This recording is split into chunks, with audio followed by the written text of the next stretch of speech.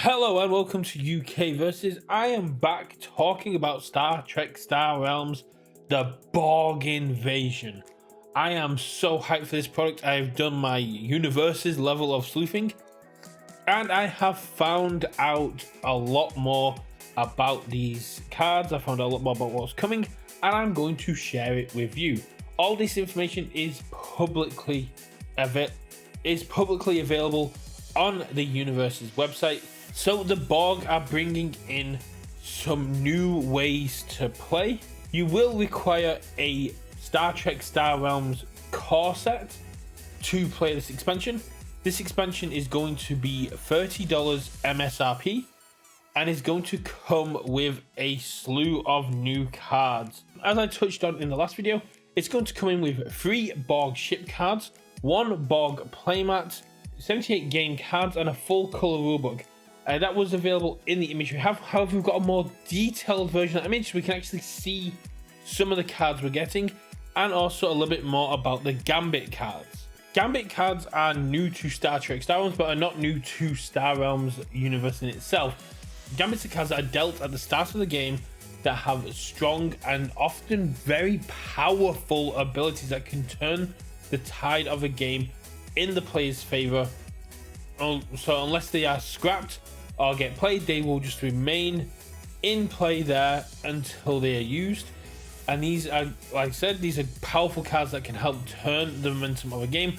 Given that the Borg are impervious to the usual line of attacks in Star Trek Star Realms, it's going to be very interesting to see how Gambits can help us get there. So let's take a look at the 3 Borg ships that we're going to be getting in the Borg Invasion. The Borg Sphere, which appears to be a 25 authority 4-hand size ship. The Borg Cube, which is a 50 authority 5-hand size ship. And the Borg Tactical Cube, which is a 75 authority 6-hand size.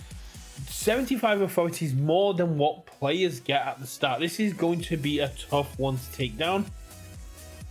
So it looks like we've got 3 different degrees of combat for players to take part in. The 25 authority, which is going to be a more introductory basic level. The 50 authority, which is going to be more on par with what players are used to playing against each other. And the 75, which is going to be a lot harder to take down, especially when we move on to how the Borg is going to play. So the Borg is going to play by using assimilation tactics. And one of these assimilation tactics is done through drones. Drones are special units that are put into an opposing player's play area. They can then be spent from that player's play area in order to assimilate one of their ships from their discard pile.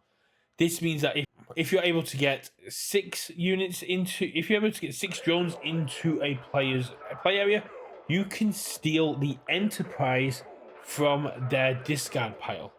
This is huge. Not only are you going to be taking away your opponent's resources, not only are you going to be taking some of the most powerful cards, but you then take them under your control and get to play them. This is very powerful, and this is why the Borg is going to be very hard to deal with and why it's going to be so much fun to play as them and play against them. And the Borg have their own Gambits. We've got Temple Vortex, a Borg Gambit which allows you to once per turn pay 5 trade, and if you do, gain 5 combat, and choose a play to discard a card so you can rip apart their hand, which is a theme we see a lot with the Borg, especially if we move over to the Borg Nano Probes. This is another Borg Gambit which lets you reveal any player's hand, and this turn, if an effect would allow you to assimilate a card from that player's discard pile, you may assimilate from their hand instead. So you can take your trade, you can take your drones and you can trade them in for cards from your opponent's hand. You can rip the cards out of your opponent's hand and turn them into your own fleet. It's very Borg, it's very nasty, but thanks to the enhanced image we have of the play area, we can take a look at some even more of the cards. We can get even more hyped up for this product.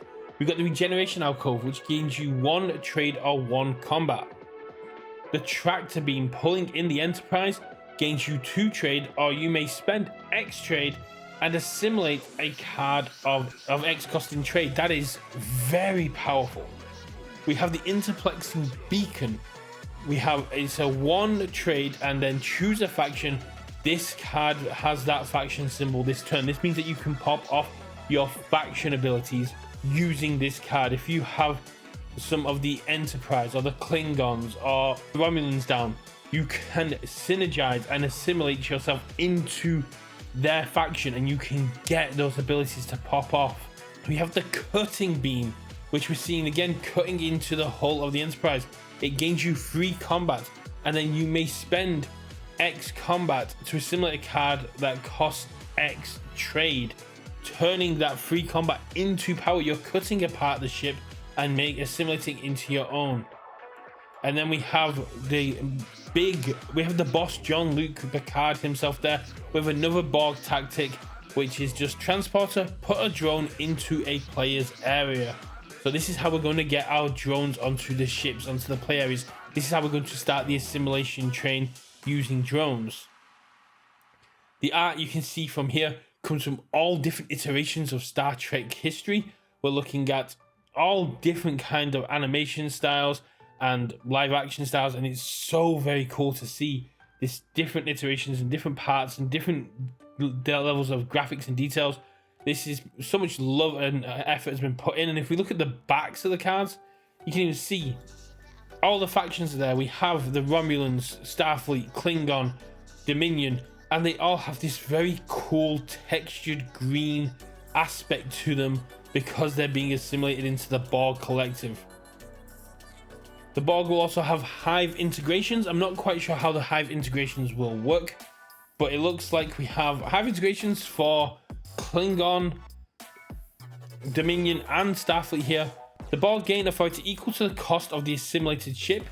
The hive integration for the Klingons is the Borg assimilated ship with the highest cost from any discard pile. And the Dominion, the Dominion hive integration, all players choose and discard cards from their hand based on the cost of the assimilated card. So if you assimilate a 1, 2, or 3, all players discard 1 card. If you assimilate a 4, 5, or 6, they discard 2 cards.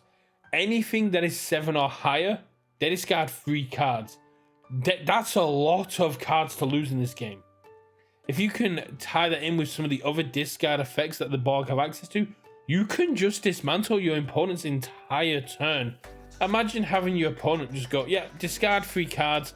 Now I can assimilate from your hand. So that 1 card you're holding on to that you really wanted to play, yeah, no, it's gone now.